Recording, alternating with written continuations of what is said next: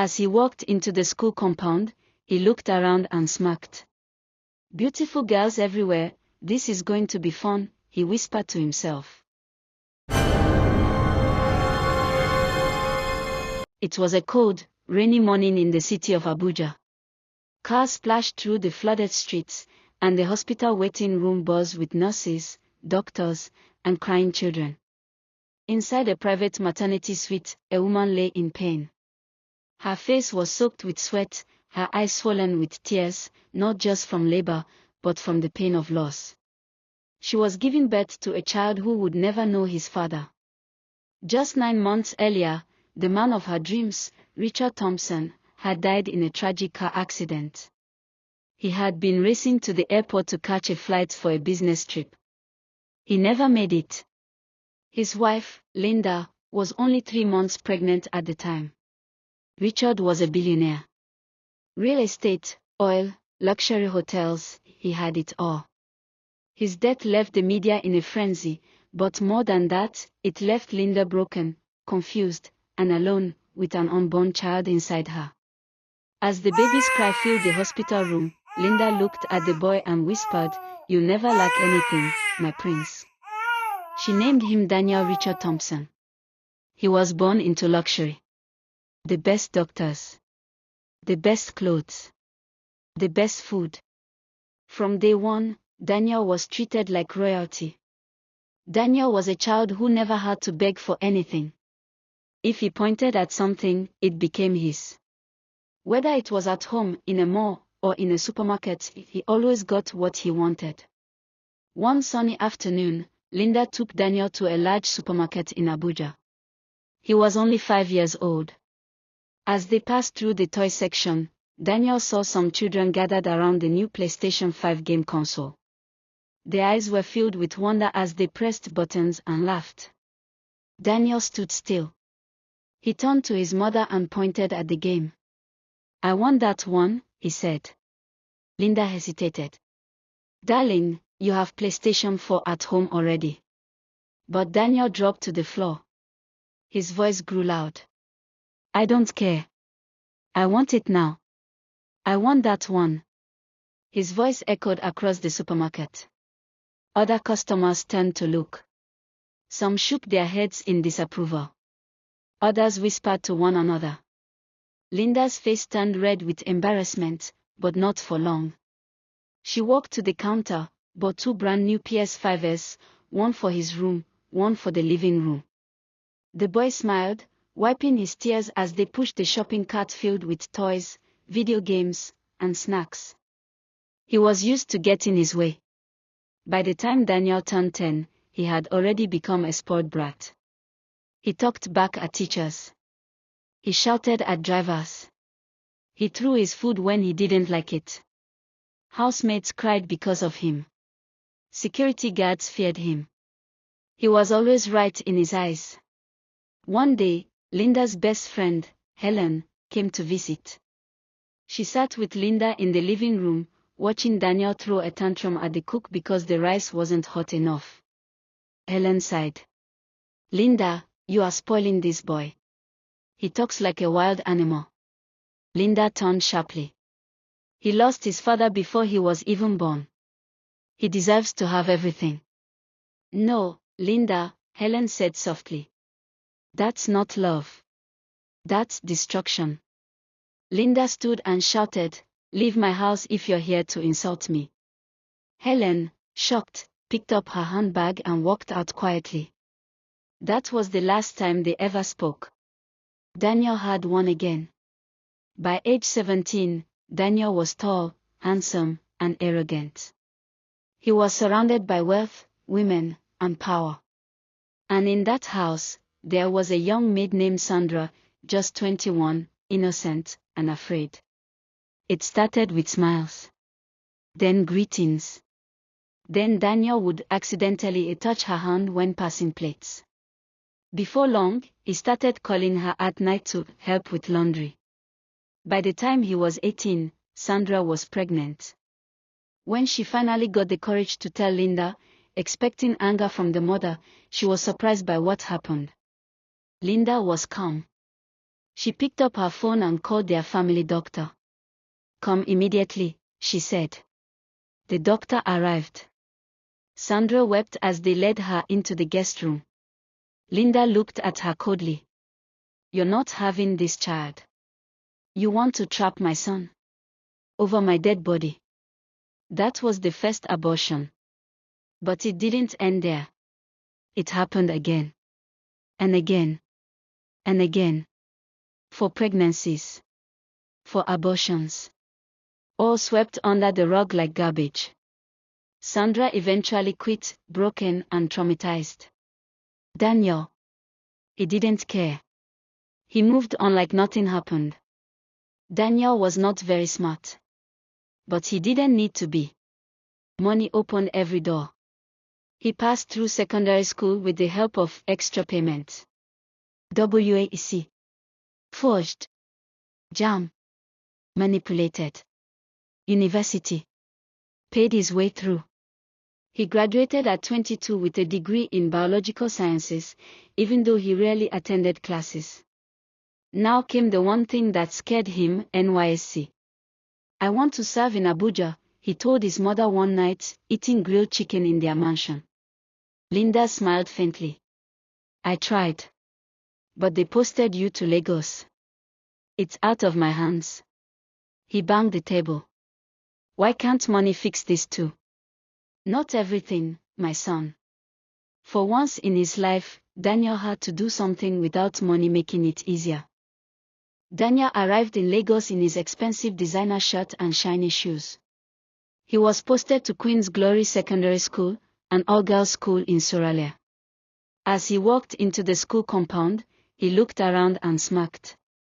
"Beautiful girls everywhere, this is going to be fun," he whispered to himself. He was introduced to the school principal, Mrs. Esther Odelai, a strict-looking woman in her 50s. "You'll be teaching SS3 girls biology," she told him. "Their exams are coming. We need you to help them." Daniel smiled. "Don't worry, Ma. I give them the best." Mrs. Odelai nodded and walked him to his class. As they entered, all the girls turned. They giggled quietly, whispering among themselves. The principal raised her voice. "Girls. This is your new biology teacher, Mr. Daniel. Show him respect. He's here to guide you." Daniel smiled and scanned the class. His eyes fell on 4 girls sitting in the front row. Grace.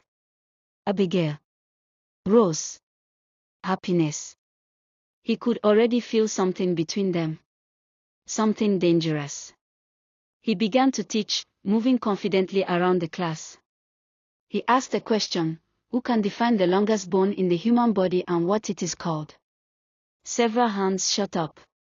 He picked Abigail. She stood and answered.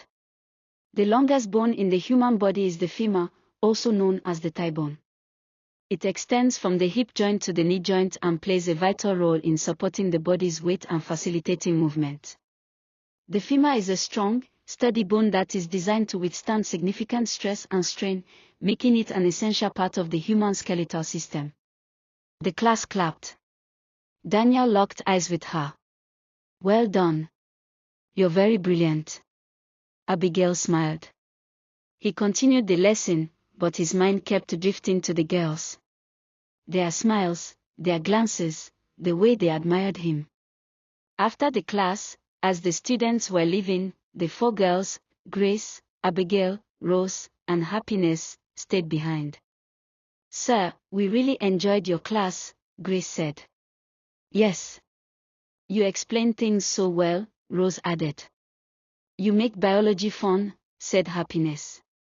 "We were wondering," Abigail began, "if you could give us extra lessons after school.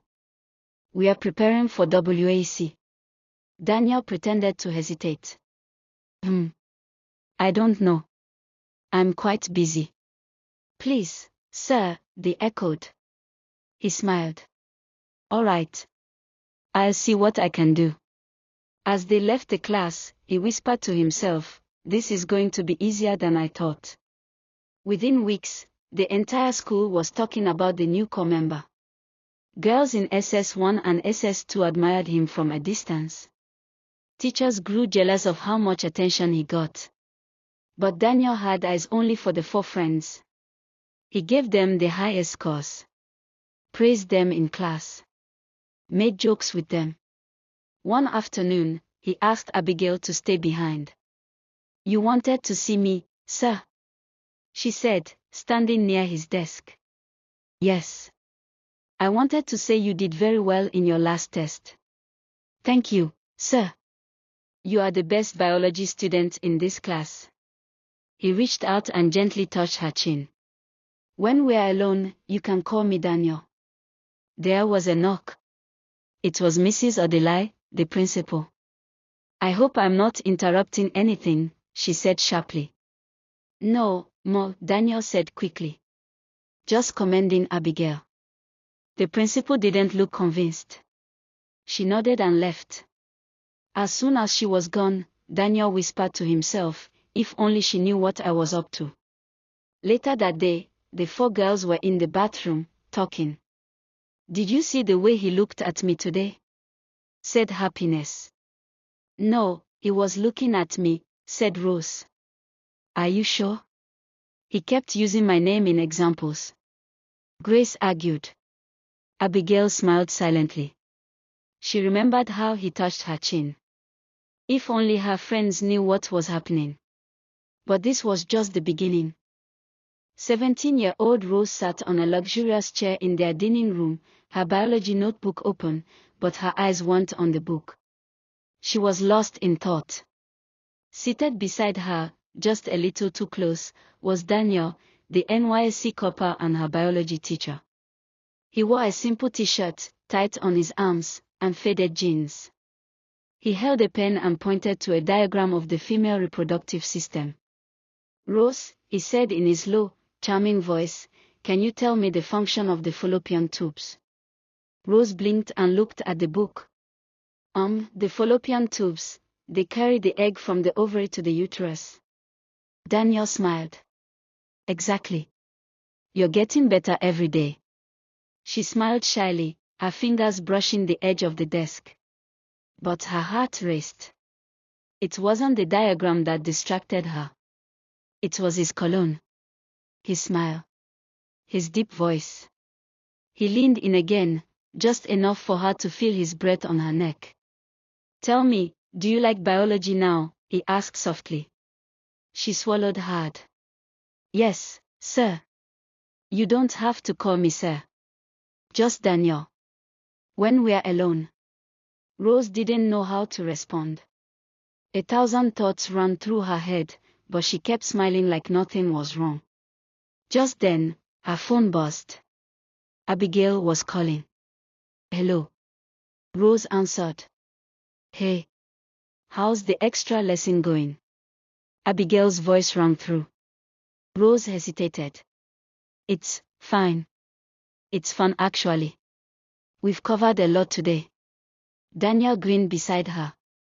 "Tell her I'm making sure you're the best student in school," he whispered, and Rose giggled. "We're just taking a break," she told Abigail. "I'll call you back, okay?" "All right, talk later," Abigail said, ending the call. Daniel stood and stretched. "I think we should pause for today. We've done enough." Rose nodded. As he picked up his bag and walked toward the door, he turned to her with a mischievous smile.